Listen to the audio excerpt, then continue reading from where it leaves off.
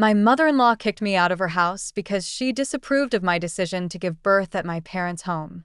She forcibly removed me while I was still in my pajamas, not even allowing me to put on shoes.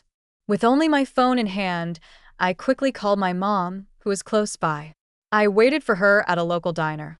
When my mom and sister learned about the incident, they were furious, and they immediately took action, setting into motion a chain of events that would soon spell trouble for my mother-in-law and my husband. My name is Clara, and I'm 29 years old. I married Mark, who is 31, a year ago. Mark's father owns a large company, and Mark is being groomed to take over as the next CEO. He's currently gaining experience by working at one of their smaller branches. We met at work, but I didn't realize the scale of his family's business empire until just before our wedding. Mark had never mentioned that he was in line to be the next CEO, which took me completely by surprise. He was so confident and well-liked, and once he explained everything, it all seemed to fall into place. Suddenly, I found myself in a whirlwind as the wife of a future CEO. After we got married, Mark relocated to the main company's office, while I continued with my job. His father seemed supportive of my career, telling me, "I've heard you're a young leader at your workplace. Keep up the good work." But my mother-in-law, Linda, didn't share the same sentiment. Why would a wife neglect her home to work? She often questioned. She was strongly opposed to me having a job. At first, I thought living separately from Mark's parents would keep any conflicts at bay. I believed that distance would preserve peace between us. But I was wrong. They soon expressed a desire for us to live together. That's when the trouble really began. Mark's father, always busy with work, mentioned how helpful it would be to have someone around the house to take care of things. Mark liked the idea of us living with his parents too. "I'm worried about Mom. I've always lived here. Moving out just wouldn't work for me," he explained. I found myself in a position where I felt I couldn't say no. When they discussed the arrangement at dinner one evening, Linda added, "Since everyone agrees it's a good idea, Clara, do you have any objections?" Feeling cornered, I reluctantly agreed to move in with them. As soon as we were all living under one roof, the challenges began. Linda, who had already expressed disapproval of my job, started making my life miserable. She insisted that I quit my job and take on all the household chores, even though I was still working full-time. If she found any fault with my cleaning, such as a speck of dust or a stray hair, she would demand that I redo the entire task. Initially, I tried to take her criticisms in stride, thinking that being more thorough would keep her happy. But her demands escalated. She began checking impossible-to-reach places, like behind the TV or in the corners behind dressers, which I felt was beyond reasonable. I remember one particular night vividly. I had just come home from a long day at work, exhausted and in need of rest. I thought I'd have a peaceful dinner and perhaps an hour of relaxation before bed. But as soon as I stepped inside, Linda stormed over to me holding a broom as though it were a weapon. "Clara, the area behind the refrigerator has dust. You need to move it and clean it now." I looked at her, stunned by her demand. "Linda, I just came back from work. Can't it wait until the weekend?" I asked, keeping my voice as calm as possible. She narrowed her eyes at me, her voice rising with every word. "No, I can't wait. You are the wife, and this house is your responsibility. I won't tolerate laziness. I had enough. I can't clean these areas every day," I told her firmly. "I work just like Mark. I'll do a deep clean on the weekends. There's no need to redo everything today, right?" Linda was furious. "How dare you talk back to me like that?" she shouted, her face flushed with anger. She immediately summoned Mark, twisting the story to make it seem like I had been yelling at her. With a tearful performance, she exaggerated my calm suggestions as hostile confrontations. I had hoped that Mark would stand up for me, but his response was disappointing. "Why did you upset Mom like that?" "She was only trying to help," he said, siding with her. That was the moment I realized the stark difference in expectations within our household. Instead of support from my husband, I was reprimanded. From then on, I knew I could only rely on my father-in-law. But his constant absence due to work left me to fend for myself in an increasingly hostile environment. Linda's complaints never ceased, and I learned that standing up to her only made things worse. she would inevitably complain to Mark, who offered no defense on my behalf. To keep the peace, I began adopting a quieter demeanor, even though it was slowly suffocating me. This became my new way of surviving in that house.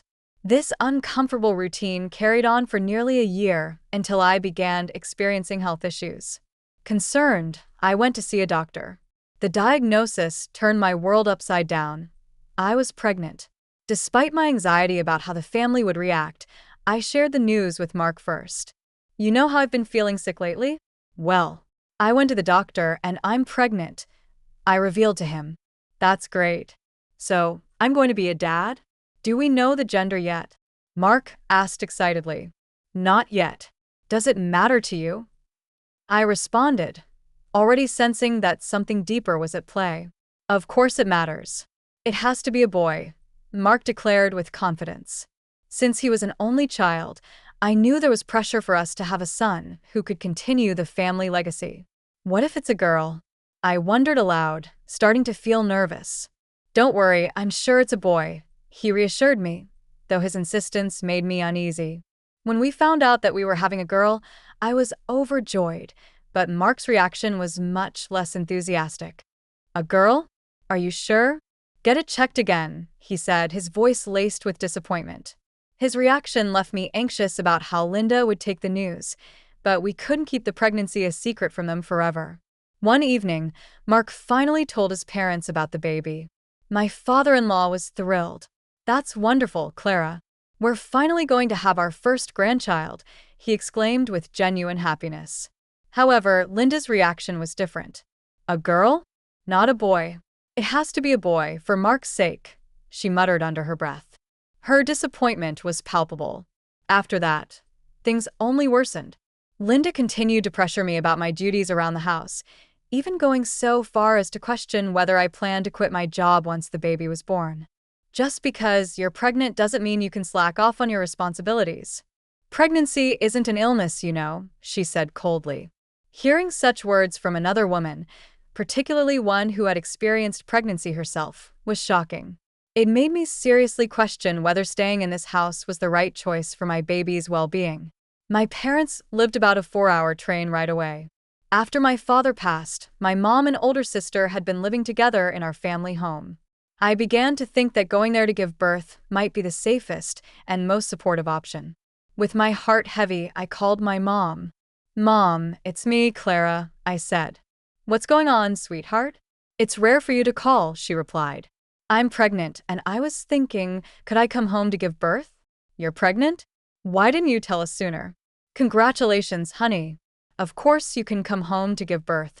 But have you talked this over with your in-laws yet?" my mom asked, always concerned about doing things properly. "Not yet," I admitted. "Well, make sure you discuss it with them.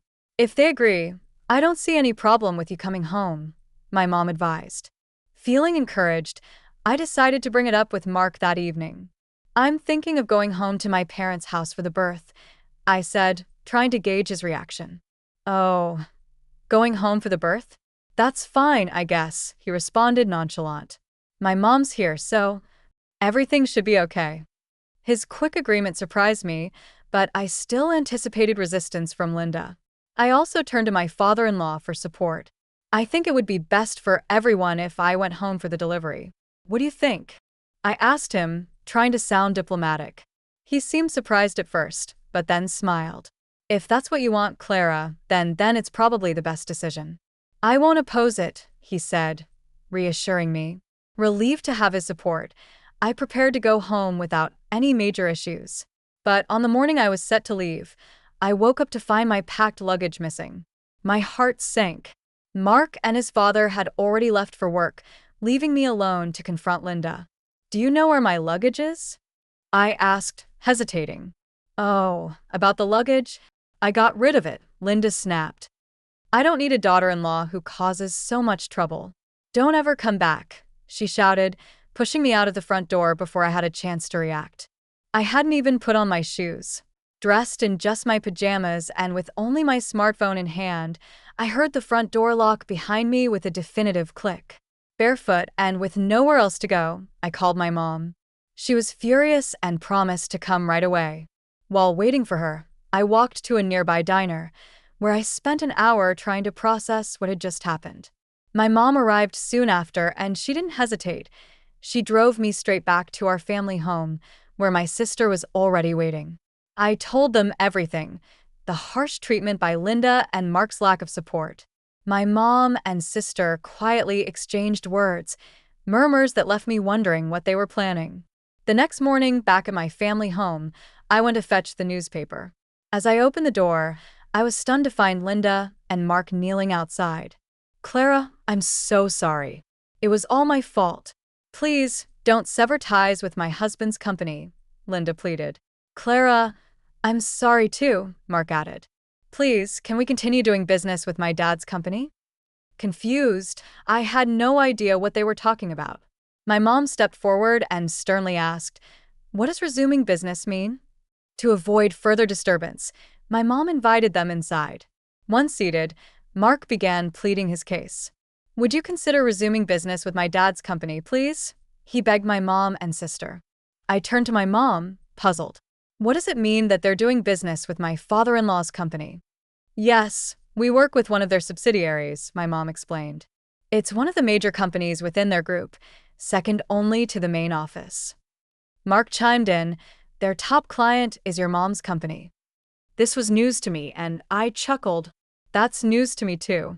But my mom's expression quickly turned serious. "I can't continue doing business with a family that would treat my daughter so poorly. I'm stopping all business dealings," she declared firmly. Linda, desperate. Please, I beg you. I'll do anything. Could you reconsider?" My sister, with a smirk, added, "You said you'd do anything, right?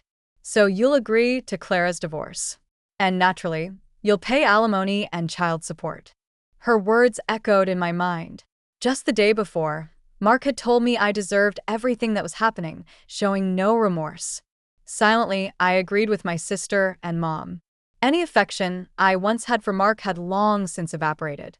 Thanks to my sister's well-timed comment, the conversation shifted decisively in our favor.